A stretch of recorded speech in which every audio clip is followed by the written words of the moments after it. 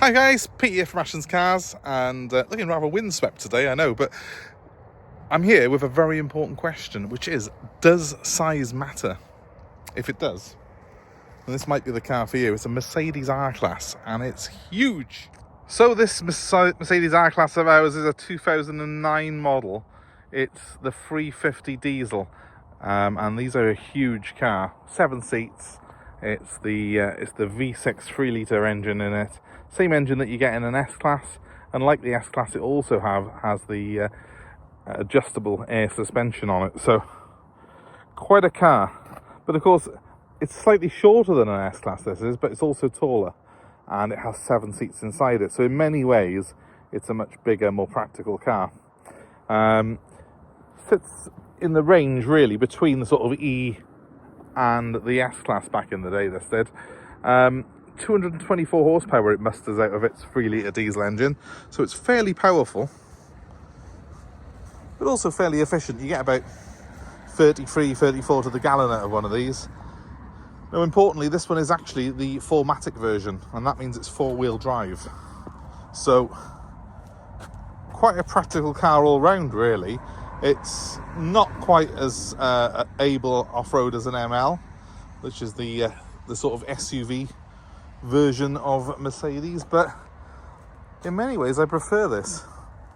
I quite like the fact it's longer and lower, and it looks quite a menacing thing, especially because this one's finished in black with the blacked out glass at the back, so it's a classy looking thing.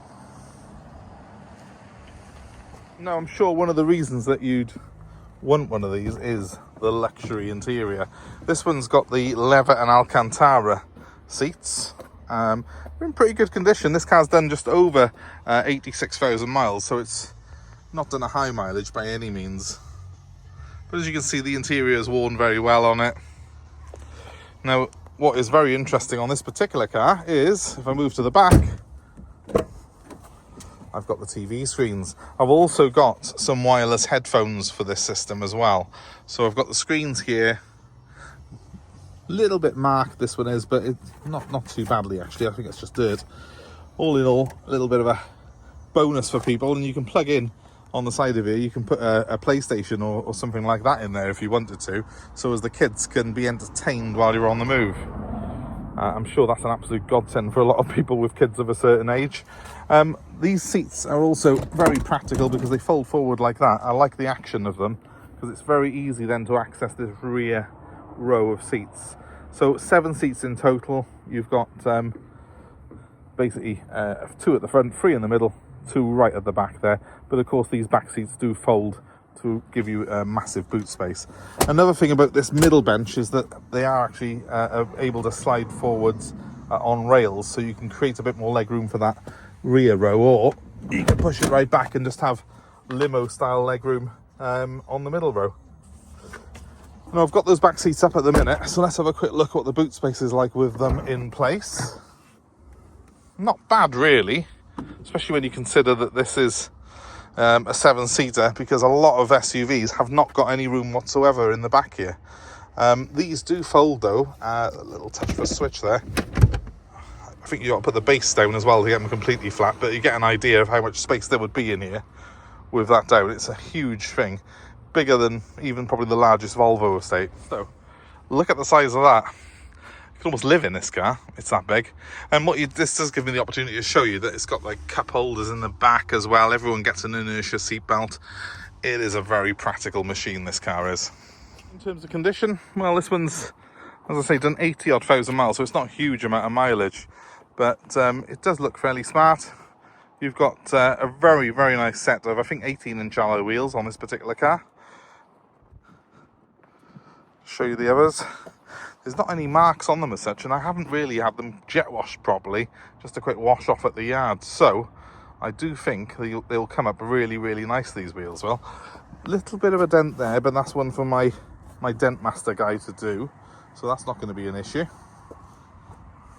I've got parking sensors on both the front and the rear of this car, and that's something that you will really need because it is a big old bus when you're trying to park at this. It's a big thing, but it's surprisingly easy to drive because those sensors are so good. This side of the car, again, very, very good condition overall. Couple of little very light stone chips on it, which won't even show up on camera, but all in all, it is a very clean old thing. There is one very small dent in it by here, which again, I'm going to have my dent master guy have a look at, but I'm not sure how he'll be able to do that, or if he will be able to do it. But regardless, we'll give it a shot. There's also a little bit of rough paint on the top of this spoiler. Can you see? It's not perfect, but it is, I think, just where the sun's got into the lacquer slightly. All in all, considering it is, what, 16 years old now, it's a pretty clean old bus. So let's jump inside. I do like the fact that this is very easy to get in and out of. Maybe I'm getting a certain age myself, but I just find it very easy just to step into and slide in behind the wheel. Just turn the radio down, and, well, really nice Mercedes dashboard. If you've had Mercs of this era, you probably will find the layout fairly familiar. It has got the column change automatic, same as you get in the S-Class. That's an absolute joy to use, and we've also got steering wheel mounted paddles for it as well. And it is the 7-speed 7G automatic in this car, so plenty of ratios there to make the most of that 224 horsepower. Despite the fact it's 4-wheel drive and very, very large and heavy, it's actually surprisingly quick as well. It's a pretty powerful car, this is. Everything on this car is electric, and by everything I mean even the column, the steering column, has got an electric adjustment. So seats are electric as well, with memory adjustment.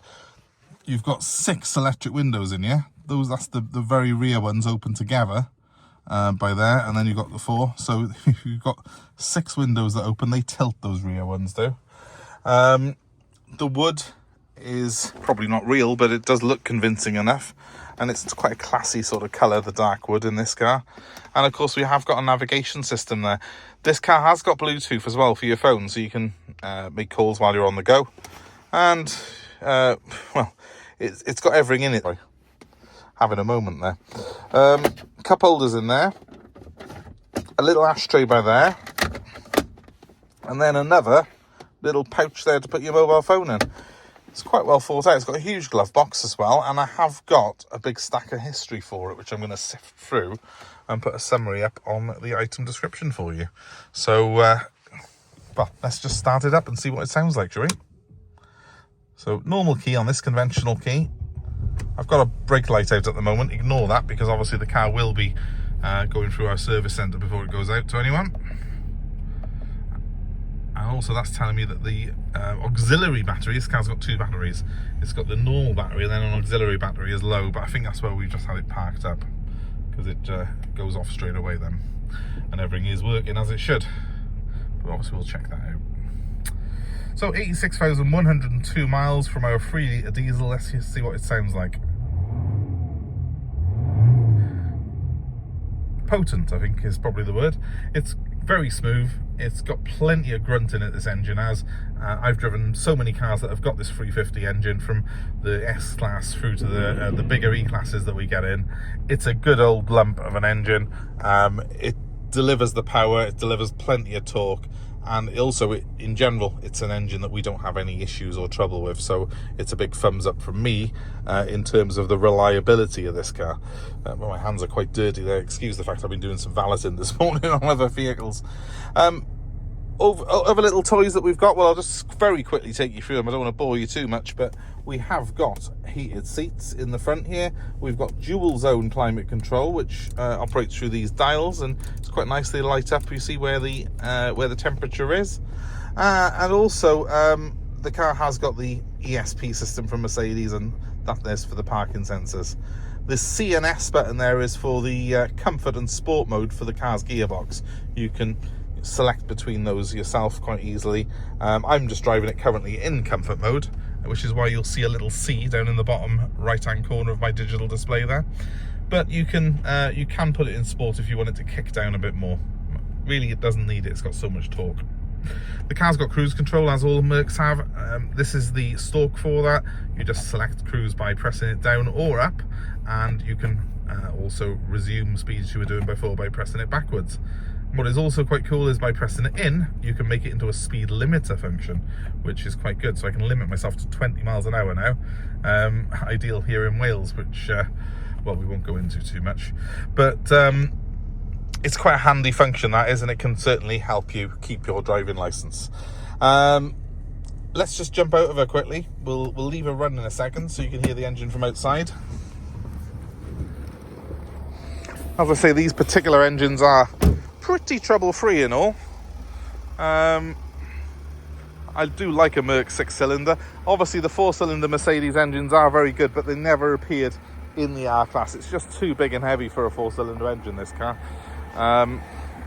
The 6-cylinders are a lot smoother than the 4-cylinders anyway, so it really does add to that feeling of luxury having this sort of engine in it. Just one little note I have noticed is a little split there in the front balance. Be aware of that. It's a used car, guys. If I did put a new bumper on it to fix that, it would end up pushing the price up, and it wouldn't be original anyway then. It doesn't really affect the car's performance in any way, that. Overall, a very good car. A couple of very small marks on that one wheel there, but apart from that, the others are immaculate. That's no surprise, really. They've got really chunky sidewalls on them. They are 19-inch wheels, but with 255 50 profile rubber, which is obviously quite a tall sidewall, and that tends to mean they don't catch curbs and stuff like that. When you lock it, it has power fold mirrors, they go in. When you open it at night, the lights come on and guide you in. It's got like the parking assist, the driveway assist on it. It's a great car for not a lot of money, and of course with 7 seats, it's highly versatile.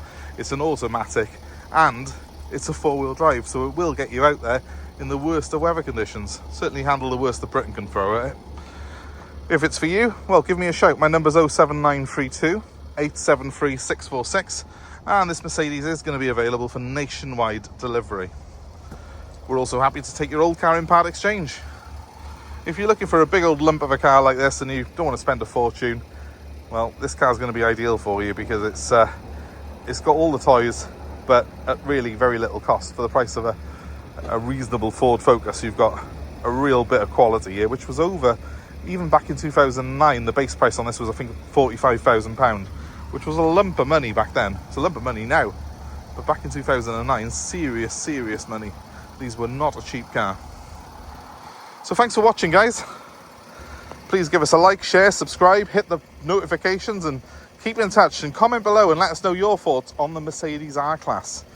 Is it a car that you would consider? Have you had one before? Please let us know your experiences of the R-Class by commenting below. We really would like to hear from you, whether you've had one previously or you're thinking of getting one. Let us know your thoughts, your feedback on them.